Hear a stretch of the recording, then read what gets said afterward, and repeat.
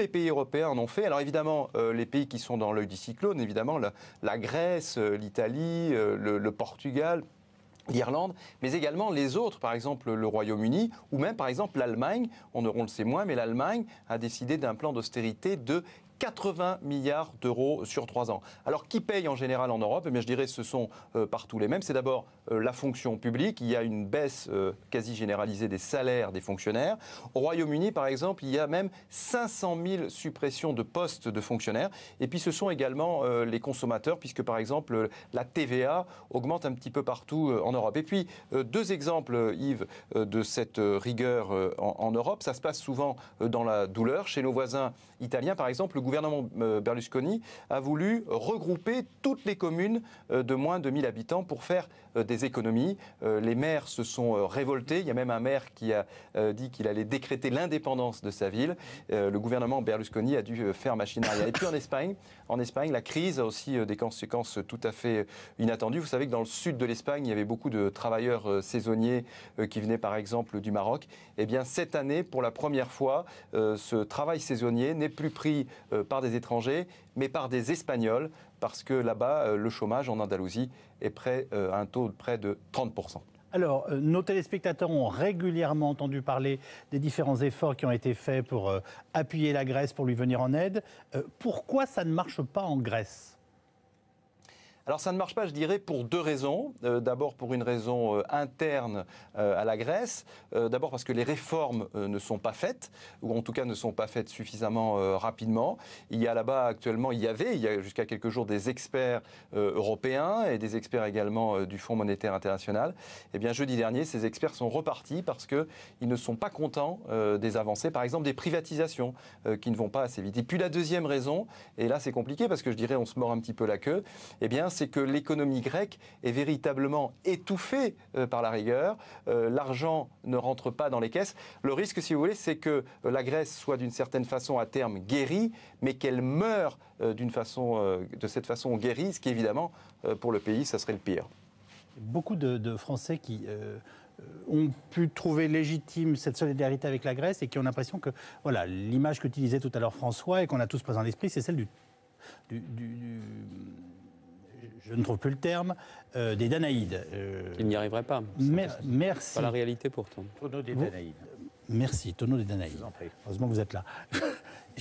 Est-ce que cette image est fondée ou pas? Et qu'avez-vous à dire aux Français qui nous écoutent ce soir sur la solidarité nécessaire ou non que nous devons avoir vis-à-vis de nos partenaires grecs? Moi, je pense que ce que l'on entend n'est pas la réalité. C'est même si l'effort est très important, la réduction des déficits qu'on leur demande, elle est énorme parce qu'ils ont un chemin, mais aussi énorme à parcourir.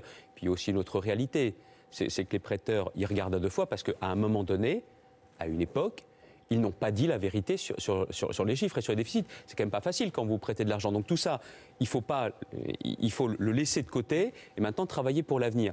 Moi, je pense que ce plan, ils peuvent le réaliser. Je connais bien les responsables politiques qui sont dans l'opposition aujourd'hui en Grèce. Ils ont la volonté de s'en sortir. Mais il faut aussi qu'on explique aux Français que si on aide la Grèce, on s'aide nous-mêmes. On aide la Grèce, on aide l'euro, on protège la France. L'euro protège la France et les Français. C'est ça, il ne faut pas l'oublier, il faut bien l'expliquer. Le président de la République italienne parle ce soir de signaux alarmants sur la dette de son pays. Vous avez compris? Donc ça veut dire qu'on est tous en train de se dire, est-ce que le domino s'est lancé? Ça vous inquiète?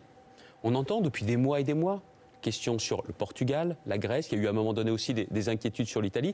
Pourquoi? Ce sont aussi des pays dans lesquels, il faut bien le reconnaître, les réformes n'ont pas été engagées depuis bien longtemps et les réformes en profondeur n'ont pas aussi été engagées pendant bien longtemps.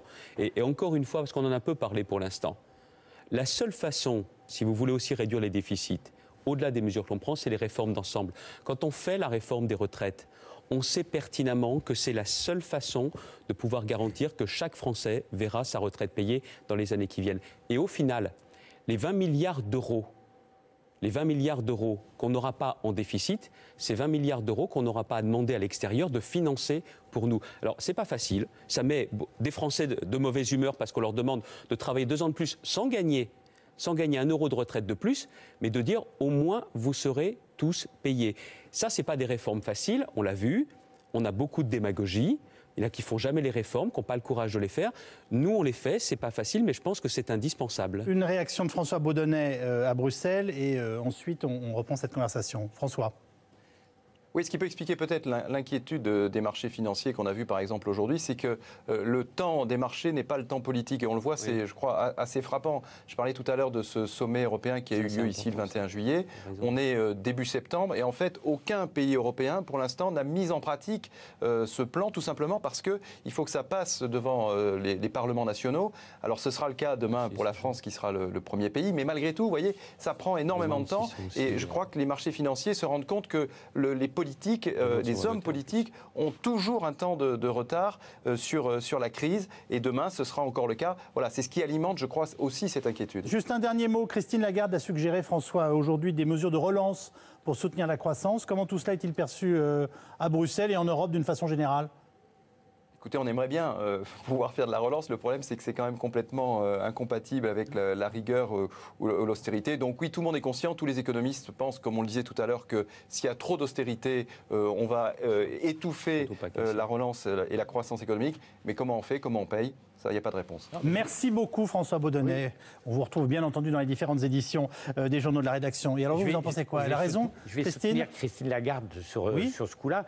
Je reviens à ce que disait Xavier Bertrand tout à l'heure, point sur lequel j'approuve, pendant la crise. Et c'était toute l'utilité d'ailleurs de travailler en sommet social avec le gouvernement. On a trouvé les moyens de mettre ce qu'on a appelé un fonds d'investissement social. C'était une idée de la CFDT, soutenir les salariés, le chômage partiel, la formation, les aider. On avait, comment dirais-je, supprimé quelques tranches d'imposition pour les plus modestes, une prime pour les gens qui avaient le RSA. De cette façon-là, je dirais, on a soutenu les gens en difficulté. Je pense qu'aujourd'hui, peut-être sans aller aussi loin, il faut revenir à un élément de ce type. Alors ça fera des dépenses supplémentaires. Eh ben, les propositions que j'ai faites au nom de la CFDT au Premier ministre, c'était 17 milliards d'euros je dirais, d'économies, grosso modo. Je ne reviens pas sur les différentes économies que j'ai proposées, 17 milliards d'euros, dont 2 milliards de dépenses. Ce qui veut dire que par rapport au plan de 11 milliards du gouvernement, on y est arrivé. Je pense que la France, aujourd'hui, je dis bien aujourd'hui, si elle ne se met pas à faire ce que dit Mme Lagarde, d'ailleurs le FMI le dit depuis le début, surtout, disait au gouvernement, n'arrêtez pas les plans de soutien aux personnes en difficulté, sinon vous allez rentrer dans un processus. Et je crois que le gouvernement, là, aujourd'hui, s'il fait son plan, il est obligé de revenir, sinon on le fera demain. Arnaud Montebourg. Je crois, écoutez, c'est un puissant fond, parce qu'on est en train, aujourd'hui, de servir les intérêts des marchés financiers. Les marchés financiers, il n'y aura pas d'autre solution que d'assumer la confrontation avec eux. N'en déplaise au banquier Perlevade qui est en face de moi et qui bouge la tête depuis une demi-heure. Pourquoi ? Je ne suis plus banquier. Pourquoi comment ça ? Vous l'êtes encore ? Vous êtes retraité ? Je ne prête pas d'argent, je ne manipule pas d'argent.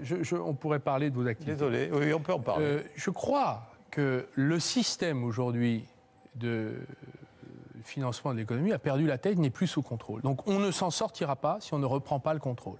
Donc j'ai fait 12 propositions que j'appelle de démondialisation financière, c'est-à-dire de reprise du contrôle des marchés, donc mise sous tutelle du système bancaire, interdiction de la spéculation, avec des mesures, mais inévitables.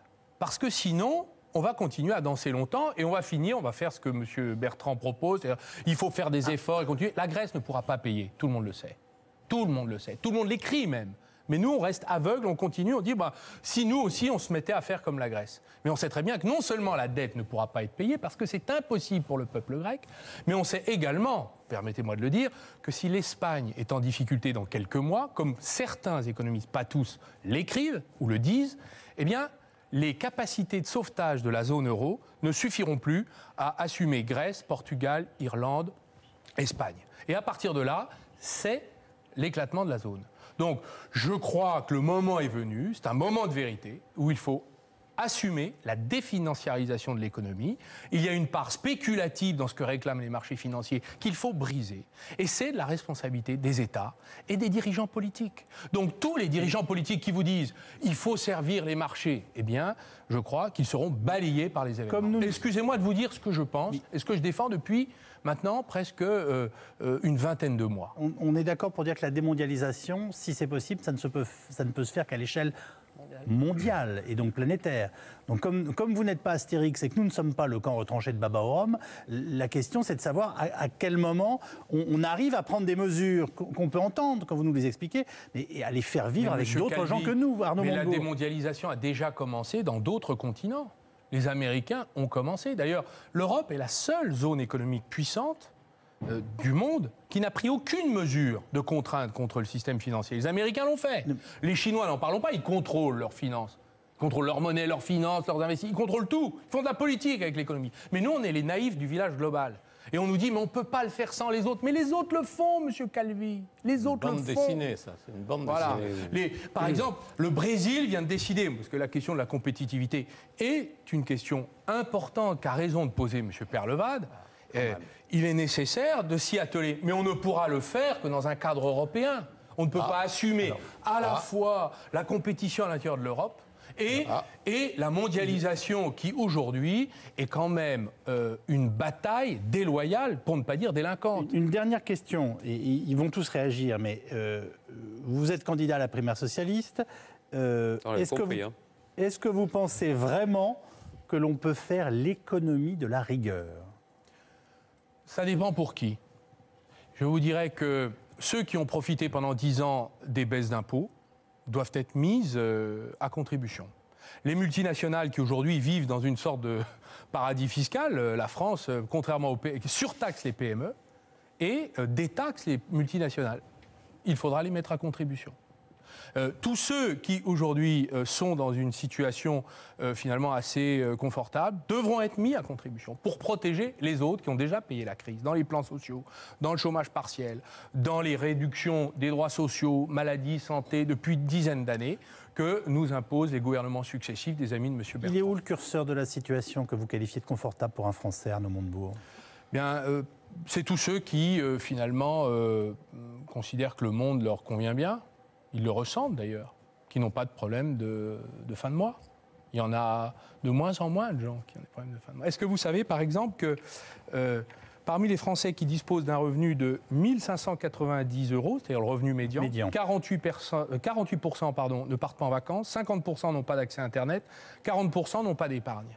Eux, ils étaient avant confortables, maintenant ils sont sur le fil. Et parfois, ils ont passé le fil. Françoise Crive, vous aviez envie de réagir à ce que nous disait Arnaud Montebourg. Oui, parce que je pense que ce dont on ne peut pas faire l'économie, c'est d'un discours responsable. Et que les Français, comme beaucoup de citoyens d'autres pays, je crois, entendent et sentent qu'il y a un moment particulier et où on a besoin de poser les problèmes tels qu'ils sont. Alors après, chacun peut avoir une opinion sur les solutions et ce qui doit être privilégié, mais je crois vraiment que ce discours anxiogène, ces mécanismes qui échappent à la compréhension de nos concitoyens, amènent et réclament un discours responsable de l'ensemble des responsables politiques et de l'ensemme des acteurs de l'économie et du monde social. Qu'il était responsable ? Je pense qu'il y a un certain nombre de discours qui le sont, oui, et que on ne peut plus caricaturer un certain nombre de sujets. Alors encore une fois, après, on a des choix, et ces choix-là doivent être discutés, posés, et on a d'une certaine façon à la fois la malchance, parce que je pense qu'aujourd'hui, ça dessert ce discours-là, mais une chance qui est l'élection présidentielle, et on devrait, au travers des débats de l'élection présidentielle, poser ces aspects-là. Enfin, écoutez, je ne peux pas laisser... Je vais dire un mot, excusez-moi, M. Chérec, un instant, puis je me tairai volontiers. On ne peut pas... Nous sommes à un tournant historique du système économique mondial. Donc, les idées, les anciennes recettes qui ont mené à cette faillite, qu'on appelle responsabilité, parce que la responsabilité des choix que vous avez soutenus depuis des années à travers l'organisation professionnelle qui s'appelle le MEDEF, nous mène aujourd'hui quand même à une forme de grave difficulté. Donc, je crois que le moment est venu. La responsabilité, c'est d'écouter les idées nouvelles, les solutions innovantes. Et il y en a partout dans le monde. Ce que je propose, c'est ce qui a été proposé par le président Roosevelt après la crise de 29. Nous sommes à peu près dans la similitude. Ce que aujourd'hui le Brésil est en train de faire pour protéger sa compétitivité, tout en assumant des efforts considérables sur le plan national, ce n'est pas absurde, ça existe aujourd'hui, c'est irresponsable, pourtant ça marche. Donc le moment est venu de d'ouvrir les œillères et de commencer à regarder le monde. Jean-Pierre Levade, parce qu'on tourne autour, et c'était nécessaire maintenant, on approche de la fin de l'émission, des notions qui seraient, est-ce qu'il y a d'autres choix que celui de la rigueur pour sauver nos économies? Donc là, on vient d'entendre un certain nombre évoqués par Arnaud Montebourg. Françoise Gris dit c'est pas raisonnable, on ne peut pas y aller comme ça. Vous répondez